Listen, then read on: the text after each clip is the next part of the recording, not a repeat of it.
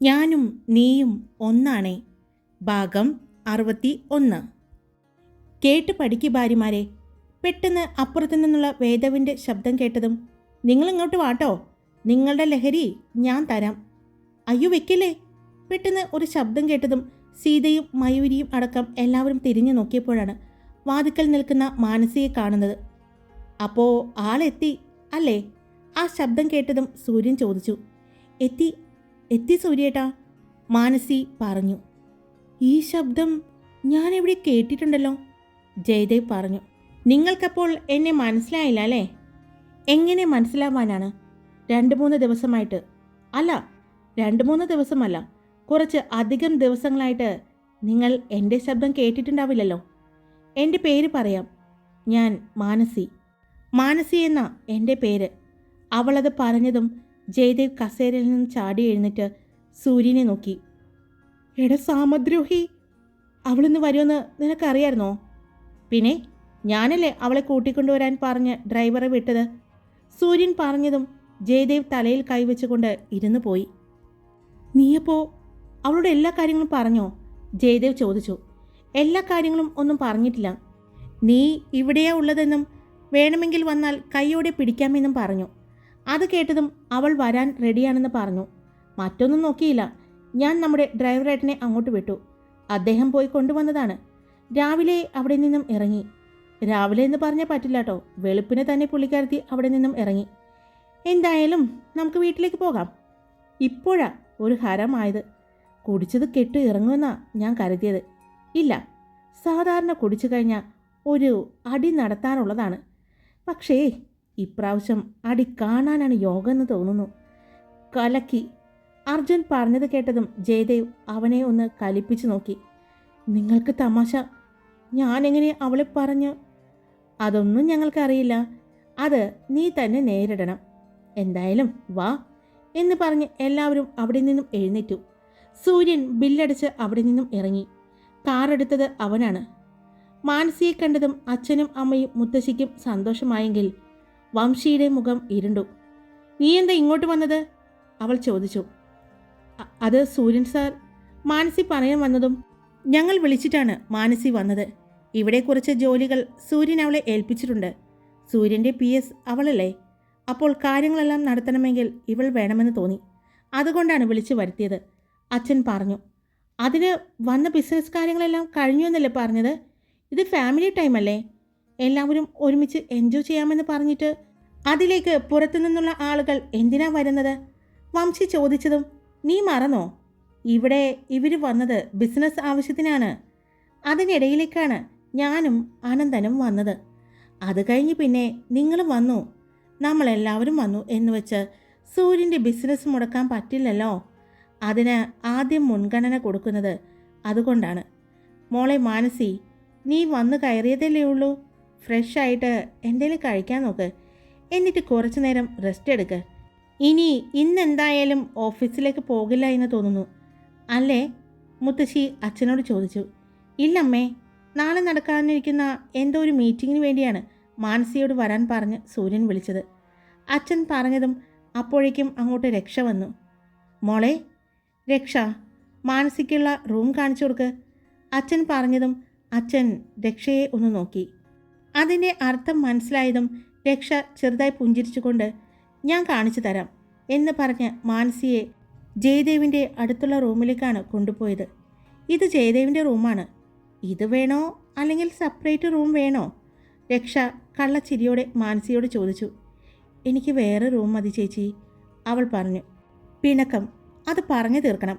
അല്ലാതെ അത് വെച്ചുകൊണ്ട് കഴിഞ്ഞാൽ നമ്മുടെ സന്തോഷമാണ് നഷ്ടപ്പെടുന്നത്. നമ്മുടെ സന്തോഷം ഇല്ലാതാക്കാൻ ആരെയും ഇടപെടുത്തരുത്. നമ്മുടെ ജീവിതത്തിലെ സന്തോഷമായിക്കോട്ടെ സങ്കടമായിക്കോട്ടെ എന്തും നമ്മൾ ഒറ്റയ്ക്ക് തന്നെ നേരിടണം. അതിന് കൂട്ടായിട്ട് ആരും വരില്ല. സങ്കടത്തിൽ കൂട്ടായിട്ട് ആരും ഉണ്ടാവില്ല. സന്തോഷത്തിന് ചിലപ്പോൾ കുറച്ചാളുകളെങ്കിലും കൂടും. പക്ഷെ വേണ്ട. എന്തിനാണ്? സന്തോഷമാണെങ്കിലും സങ്കടമാണെങ്കിലും എന്തും നമ്മൾ ഒറ്റയ്ക്ക് തന്നെ അനുഭവിച്ചാൽ മതി. അതിൻ്റെ പങ്കുപറ്റാൻ ആരെയും അനുവദിക്കരുത്. അതുപോലെ തന്നെയാണ് നിന്റെ സന്തോഷം. ജയദേവ് ആണെങ്കിൽ നിങ്ങളുടെ ഇടയിലേക്ക് ആരെയും കൈകടത്താൻ അനുവദിക്കരുത്. അത് എന്ത് കാരണത്തിൻ്റെ പേരിലാണെങ്കിലും. രക്ഷ പറഞ്ഞുകൊണ്ട് അവളുടെ കവളിൽ തട്ടി. ചെന്ന് ഫ്രഷായിട്ട് വാ, എന്നിട്ട് എന്തെങ്കിലും കഴിക്ക്. ഇത്രയും യാത്ര ചെയ്ത് വന്നതല്ലേ, എന്നിട്ടൊന്ന് റെസ്റ്റ് എടുക്ക്. മിക്കവാറും ജയദേവ് വന്നു കഴിഞ്ഞാൽ അവനോട് സംസാരിക്ക്. അതിന് കുറച്ച് എനർജി വേണ്ടേ? അതുകൊണ്ട് വേഗം ഫ്രഷായിട്ട് വാ, എന്തെങ്കിലും കഴിക്കാൻ നോക്ക് എന്ന് പറഞ്ഞ് അവളെ റൂമിലേക്ക് കയറ്റി വിട്ടു. എന്നാൽ ഇതേ സമയം ദേഷ്യത്തിൽ റൂമിലിരിക്കുകയായിരുന്നു വംശി. അവൾക്ക് ആകെ ദേഷ്യം തോന്നി. താൻ വരുമ്പോൾ താഴെ കിടക്കുന്ന ആ ഹിഡൻ ക്യാമറ, അത് വെച്ച സീനറി കണ്ടതും അവൾക്ക് അവളുടെ ദേഷ്യം ഉച്ചസ്ഥായിയിൽ എത്തിയിരുന്നു. ഈ റൂമിലേക്ക് ആരെങ്കിലും കയറിയിരുന്നോ, ഫോൺ എടുത്തു നോക്കി എന്നോ അവൾക്ക് അറിയാൻ പറ്റാതെയായി. ഫോൺ വെച്ചതുപോലെ തന്നെയാണ് ഇരിക്കുന്നത്. അതുകൊണ്ട് അവൾക്ക് അറിയാൻ സാധിച്ചിട്ടില്ല ആരെങ്കിലും റൂമിലേക്ക് കയറിയിട്ടുണ്ടോ എന്ന്. ജയദേവിനെ വിളിക്കാനും തോന്നിയില്ല. കാരണം അവന് ചുറ്റും ഇപ്പോൾ സൂര്യനും വേദവും അങ്ങനെ എല്ലാവരും ഉണ്ട്. അത് സംശയത്തിന് ഇടവരും എന്ന് തോന്നിയത് കൊണ്ട് അവൾ ജയദേവിനെ വിളിച്ചില്ല. ഇവിടെ എത്തുമ്പോൾ ജയദേവിനോട് സംസാരിക്കാം എന്ന് തീരുമാനിച്ചു. എന്നാൽ മാനസിയുടെ വരവ് അതവളെ വല്ലാത്ത ദേഷ്യത്തിലാക്കി. എല്ലാവരും അവൾക്ക് ചുറ്റും കൂടുന്നത് പോലെ തോന്നി. അല്പസമയം കഴിഞ്ഞതും അങ്ങോട്ട് സൂര്യനടക്കം എല്ലാവരും കയറി വന്നു. അവരെ നോക്കിക്കൊണ്ട് അച്ഛനും മുത്തശ്ശിയും രക്ഷയും സീതയും ഇരിക്കുന്നുണ്ടായിരുന്നു. അമ്മ കിച്ചണിൽ പ്രസവം കഴിഞ്ഞ മരുമകൾക്ക് മയൂരിക്കും പ്രസവിക്കാൻ തയ്യാറെടുക്കുന്ന മരുമകൾക്ക് വേണ്ടിയുമുള്ള ഭക്ഷണം അമ്മ സ്വന്തം കൈകൊണ്ട് ഉണ്ടാക്കുന്ന തിരക്കിലാണ്. അതുകൊണ്ട് ഇവിടെ നടക്കാൻ പോകുന്ന കാര്യങ്ങൾ അമ്മ അറിഞ്ഞിട്ടില്ല. അവർ അകത്തേക്ക് കയറി വന്നതും സീത വേദവിനടുത്തേക്ക് ചെന്നു. നിങ്ങൾ ഇത്ര നേരം എവിടെയായിരുന്നു? അത് പിന്നെ ഞങ്ങൾ ചുമ്മാ നിങ്ങൾ അവൾ എന്തോ പറയാൻ വന്നപ്പോഴാണ് അങ്ങോട്ട് വംശി വന്നത്. എല്ലാവരും കമ്പനി കൂടിയിട്ടുണ്ടെന്ന് തോന്നുന്നു, വംശി ചോദിച്ചതും എല്ലാവരും അവളുടെ ഭാഗത്തേക്ക് നോക്കി. അവിടെ ഒരു പുഞ്ചിരിയോടെ അവൾ നിൽക്കുന്നുണ്ട്. എന്തിനാ ഏട്ടത്തി, വല്ലപ്പോഴല്ലേ അവർ കമ്പനി കൂടുന്നുള്ളൂ, വംശി പറഞ്ഞു. അങ്ങനെ പറഞ്ഞു കൊടുക്ക്, പെട്ടെന്ന് ജയദേവ് പറഞ്ഞു. പറഞ്ഞു കൊടുക്കാൻ പലതും ഉണ്ട്, പലതും ഞാൻ പറഞ്ഞു കൊടുക്കുന്നുണ്ട്, സീത ജയദേവിനെ നോക്കിക്കൊണ്ട് പറഞ്ഞു. അത് കേട്ടതും അവൻ വേഗം മിണ്ടാതെ സൂര്യൻ്റെ അടുത്തേക്ക് നീങ്ങി നിന്നു.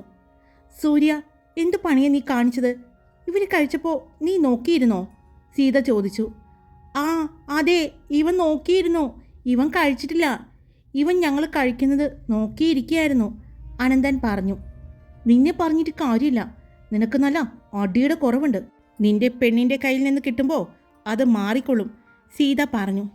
എൻ്റെ ഏട്ടത്തി, അത് വല്ലപ്പോഴും നടക്കുന്നതല്ലേ, ഞാനൊന്നും പറയില്ല, പെട്ടെന്ന് വംശി പറഞ്ഞു. അതിന് നീ പറയുമെന്ന് ഞാൻ പറഞ്ഞില്ലല്ലോ, സീത എടുത്തടിക്കും പോലെ പറഞ്ഞു. പിന്നെ ഏട്ടത്തി, നിന്റെ പെണ്ണിൻ്റെ കയ്യിൽ നിന്നും കിട്ടുമെന്ന് പറഞ്ഞപ്പോൾ അനന്തേട്ടൻ്റെ പെണ്ണ് ഞാനല്ലേ, വംശി ചോദിച്ചതും ഇവനെ ചോദ്യം ചെയ്യാൻ ഇവൻ്റെ അമ്മയുണ്ട്, ഞാൻ അവളെ ഒന്ന് വിളിക്കട്ടെ, മുത്തശ്ശി പറഞ്ഞതും അനന്തൻ വേഗം ഓടി മുത്തശ്ശിക്ക് അടുത്തേക്ക് ചെന്നു. മുത്തശ്ശി, അമ്മയോട് പറയല്ലേ, ഇത് ടെൻഷൻ കാരണം കഴിച്ചതാ, വേറെ ഒന്നുമല്ല. എന്തോ മനസ്സിനൊക്കെ വല്ലാത്തൊരു അസ്വസ്ഥത, അതുകൊണ്ട് കുടിച്ചു പോയതാ മുത്തശ്ശി, അനന്തൻ മുത്തശ്ശിയുടെ അടുത്തിരുന്നു കൊണ്ട് പറഞ്ഞു. എന്നാ പിന്നെ ഞങ്ങളും ടെൻഷൻ കാരണം കുടിക്കണമല്ലോ, എന്നിട്ട് ഞങ്ങൾ കുടിക്കുന്നുണ്ടോ? ടെൻഷൻ വന്നാൽ കുടിക്കും, സന്തോഷം വന്നാൽ കുടിക്കും, സങ്കടം വന്നാൽ കുടിക്കും, നിങ്ങൾക്ക് എപ്പോഴും കുടിക്കാൻ ഓരോ കാരണങ്ങളുണ്ടല്ലോ, എന്നിട്ട് ഞങ്ങൾ സ്ത്രീകൾ കുടിക്കാത്തത് എന്താ, മുത്തശ്ശി ചോദിച്ചു. വേണമെങ്കിൽ നിങ്ങളും കഴിച്ചോ, നല്ലതാ, അനന്തൻ പറഞ്ഞു. സൂര്യ, നീ ഇവനെ വിളിച്ചുകൊണ്ട് പോ, എനിക്ക് ദേഷ്യം വരുന്നുണ്ട്, മിക്കവാറും ഞാൻ ഒലക്കെടുത്ത് ഇവൻ്റെ തലയ്ക്കടിക്കും, സീത പറഞ്ഞു. അപ്പോഴേക്കും വേദവ് വന്ന് അവളെ കെട്ടിപ്പിടിച്ചു. അത് കണ്ടതും എല്ലാവരും അയ്യേ എന്ന് പറഞ്ഞു. പിന്നെ വേദവ് പാട്ടുപാടലായി സീതയെ ചുറ്റിപ്പിടിക്കലും വട്ടം കറക്കവും എല്ലാം ചെയ്യുന്നത് കണ്ടപ്പോൾ സീത പറഞ്ഞു. കണ്ടോ, ഇതാ ഞാൻ പറഞ്ഞത്, നിങ്ങൾക്ക് കുഴപ്പമൊന്നുമില്ല, അനുഭവിക്കുന്നത് ഞാനല്ലേ. എടാ, കുറച്ചു നേരം നീ ഇങ്ങോട്ട് വന്നേ, എടാ ഇങ്ങോട്ട് വാ എന്ന് പറഞ്ഞ് ജയദേവിനെ വിളിച്ചു സീത. അപ്പോഴും സീതയെ ചുറ്റിപ്പിടിച്ച് ഡാൻസ് ചെയ്തുകൊണ്ടിരിക്കുകയാണ് വേദവ്. നീ ഈ കൈയൊന്ന് പിടിച്ചേ എന്ന് പറഞ്ഞ് ജയദേവിൻ്റെ കൈ പിടിച്ച് വേദവിന് കൊടുത്തു. ഇനി നിങ്ങൾ രണ്ടുപേരും കൂടി ഡാൻസ് ചെയ്, എനിക്ക് പറ്റില്ല, തല കറങ്ങിയിട്ട് പാടില്ല, സീതാലക്ഷ്മി ജയദേവിനെ നോക്കിക്കൊണ്ട് പറഞ്ഞു. വേദവ് ജയദേവിനെ കൊണ്ട് ഡാൻസ് കളിക്കാൻ തുടങ്ങി. വേദവും ജയദേവിനെ കെട്ടിപ്പിടിച്ചുകൊണ്ട് വട്ടം കറങ്ങാൻ തുടങ്ങി.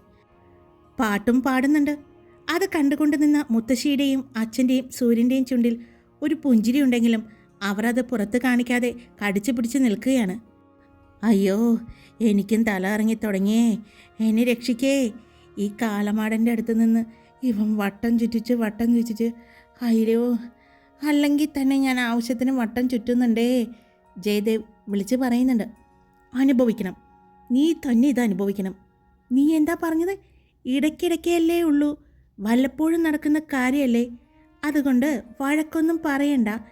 കുടിച്ചു കഴിഞ്ഞാൽ ഒരു സ്ഥലത്ത് കിടന്നോളും, നിങ്ങൾക്ക് ശല്യമൊന്നുമില്ലല്ലോ എന്നല്ലേ പറഞ്ഞത്. ഈ മനുഷ്യൻ കുടിച്ചു കഴിഞ്ഞാൽ ഇതാ അവസ്ഥ എന്ന് എനിക്കറിയാവുന്നത് കൊണ്ടാണ് ഞാൻ കൊടുക്കല്ലേ എന്ന് പറയുന്നത്. ഈ മനുഷ്യൻ മദ്യം കഴിക്കാൻ ഞാൻ സമ്മതിക്കാത്തതും. എന്നാൽ ഏട്ടത്തിക്കത് നേരത്തെ ഒരു വാക്ക് ഞങ്ങളോട് പറയാൻ പാടില്ലേ? ഞങ്ങൾക്കറിയാമോ ഇത്രയും കപ്പാസിറ്റി ഇല്ലാത്തൊരു മനുഷ്യനാണ് ഇയാളെന്ന്? ജയദേവ് പറയുന്നുണ്ട്. എനിക്ക് നല്ല കപ്പാസിറ്റിയാ, ഒരു 3 കുപ്പി വരെ വേണമെങ്കിലും ഞാൻ കഴിക്കും, വേദവ് പറഞ്ഞു. 2 പെഗ് കഴിച്ചപ്പോഴേ ഇങ്ങനെ, ഇനി 3 കുപ്പി കഴിച്ചു കഴിഞ്ഞാൽ എനിക്ക് ആലോചിക്കാനേ വയ്യ. ഈ കാലമാടനെ പിടിച്ചു കൊണ്ടുപോയി കിടത്തടാ സൂര്യ. വട്ടം കറങ്ങിക്കൊണ്ട് തന്നെ ജയദേവ് പറയുന്നുണ്ട്. സൂര്യ വേഗം വന്ന് വേദവിനെ പിടിച്ചു. ഏട്ടാ വാ, ഏട്ടത്തി ഒന്ന് കൊണ്ടുപോയി റൂമിലേക്ക് കിടത്ത്. ഇന്നൊരു ദിവസത്തേക്ക് ക്ഷമിക്ക്, സൂര്യൻ സീതാലക്ഷ്മിയോട് പറഞ്ഞു. സീതയും വേദവിനെ കൊണ്ട് പോയതും ജയദേവ്, എടാ എന്നെ ഒന്ന് റൂമിൽ കൊണ്ടുപോയി എത്തിക്കുമോ? എങ്ങോട്ടാ പോണ്ടതെന്ന് എനിക്കറിയാൻ പാടില്ല, എനിക്ക് തല ചുറ്റുന്നു. ജയദേവ് ചുറ്റും നോക്കിക്കൊണ്ട് പറയുന്നുണ്ട്. അത് കേട്ടതും സൂര്യൻ ജയദേവിനെയും കൊണ്ട് അവൻ്റെ റൂമിലേക്ക് പോയി.